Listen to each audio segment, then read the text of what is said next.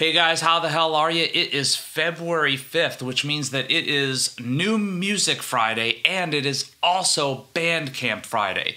What do I mean by that? Well, every first Friday of the month since this COVID craziness has been happening, what Bandcamp has been doing is waiving their fees on the first Friday of the month so that way when we actually go on to Bandcamp and support independent music, a lot more of the money that we spend on that actually goes to the artists themselves, or sometimes to the record labels if you're buying from a record labels page, admittedly. But please, please, please log on to Bandcamp today. Check out some new music. When you find something you like, please throw some money at an unsigned or independent artist today. Support them. You can go check out this band that we are going to be referencing a little bit later in the video for the album of the week. Go to Paul Oz. He's got a Bandcamp. He's an awesome, badass guitar player. You can go to my own Bandcamp at arnoldplaysguitar.bandcamp.com. Every little bit helps. The other thing that's happening today is it is New Music Friday. It is new release day, so there's tons of new stuff that is coming out. What I normally do on these days is because I have such a stupid, insatiable appetite for new metal and new music in general, I usually go on to several different websites and make a Spotify playlist before I come out with this video for you. So what I do is I go on to the weekly injection on Metal Injection and I get my news on what are the hot new releases coming out that day. After that, I go over to Metal Sucks, shit that comes out today, and I look for a few of the more oddball listings that weren't already previously mentioned on Weekly Injection, just because every so often I find buried treasure on there. And then finally, I go on to Metal Archives. I go through their new releases list, looking for new EPs, looking for new full lengths, looking for something out of all of this that is going to blow my mind every week for you. Because I'm just so into this and I want to hear new killer metal. Sometimes even new killer rock or synthwave stuff too, if we're referencing those earlier two sites. But man, I just want to hear new music. I love having my mind blown by something that is completely out of nowhere and oh my God, this is incredible. Today's new release of the week, today's album of the week, wow, is this a mind-blowing record. In what might possibly be the best Swedish melodeath record to come out in at least a decade, maybe even more. Dare I say it, maybe since the whole genre kicked off in the early to mid-90s. This was an incredible release. It's not even by a bunch of Swedes like you would expect when you put this thing on for the first time. It's a group of musicians from Belgium who have been members of a handful of other bands here or there. Not really anyone that's of major note in the underground metal scene. The most of note bands that some of these guys have been in previously, I think one guy was in Blixen and I think one guy was in Tch'e. But besides that, not exactly household names even in underground metal. And yet here they are kind of coming out of nowhere, putting out a debut record on Wormhole Death that is, dare I say it, perfect record. Not a single bad song on the record. Let's dive into this. This is a band called Mordkaul.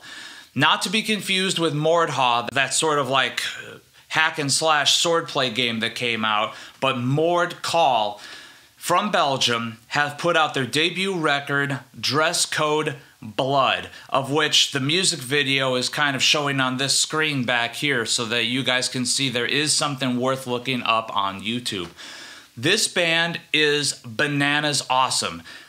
Brutal HM2 tone, but super melodic riffage. Just this side of At the Gates at their most classic. Yes, this might be some of the best melodeath riffage since Slaughter of the Soul, and no, I do not throw that around lightly.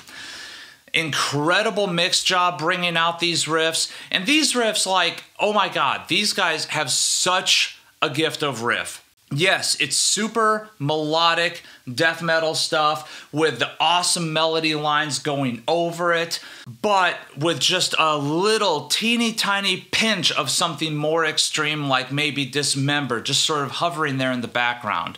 There's other stuff at play here too. The melody lines, the sort of thrashy riffage that you typically get from this genre, the D beats, the carpet roll patterns.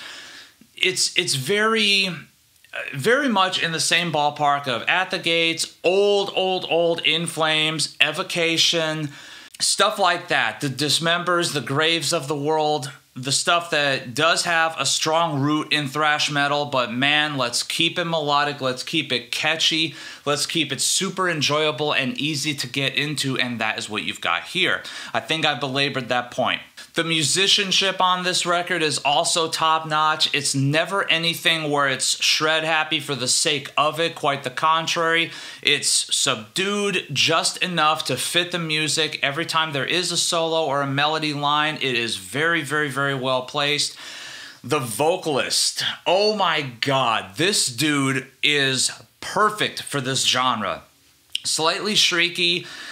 Not really so much in a blackened metal kind of shrieky, but more in like a hardcore and mellow death kind of way. It's not super growly, not super guttural. It's just kind of perfect for this sort of tunes. Also, you want to talk about something else that's perfection, we need to talk about the bass player. Not only is his playing style and his no choices really, really well thought out to sort of make sure that every little chord or palm mute pattern just gets the right amount of emphasis, but goddamn, this mix job does a fantastic job of finding the perfect place in this mix for the low end. It totally accentuates everything it's supposed to, and anything that it's not supposed to accentuate, it dials back just enough. It really is perfection. I swear to Christ, it really is perfection how awesome everything comes together on this record. Let's go back to the riffage here. These guys seriously have the gift of riff and the gift of being able to play off each other and create something super catchy. You've got songs like All Out War and Bring Me Her Head that bring forth these super catchy little vocal patterns at the beginning to sort of draw you in and hold you there. But it's the actual riffs themselves that you feel like really engross you in the music. Look no further than the second actual song on the record, Onwards to Hell. Right from the word go, where the fuck did this riff come out of? It's something super unique, something super catchy, but yet it's totally befitting of this music. And then you've also still got, you know, your typical thrashy, mellow death riffs kind of all scattered throughout this thing. Every so often you get something a little bit more groovy, a little bit more sludgy, like the opening riff to Aurora, which, yeah, is kind of part and parcel with this genre, but it all comes together magnificently. Dare I say it, dudes, this is not something I throw around lightly at all because I hate it when people do this. But this might legitimately be the album of the year to beat already. And please understand, what I just said really like holds true. I hate it when people do this shit where it's like, it's January, it's February. Oh, that's the album of the year right there, call it. This might be the case for me. This is seriously the best melodeath record I have heard in many years. Probably since the late 90s even. I am enamored with this thing. I am hereby a fan of Mordkaul. If they've got shirts available, I'm fucking buying one today. I love this fucking record. It is so killer. And please, guys, go out there, go to their Bandcamp page, check it out for yourself so you can see.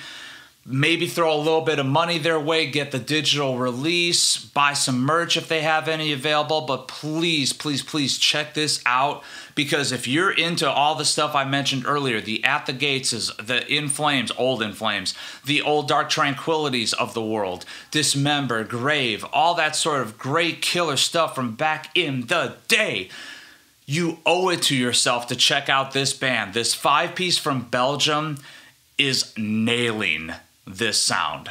So guys, thank you so much for tuning into this. Remember to like this video, subscribe to this channel. There's tons more metal and guitar oriented content to come. And please remember to take what you do seriously, but do not take yourself too seriously.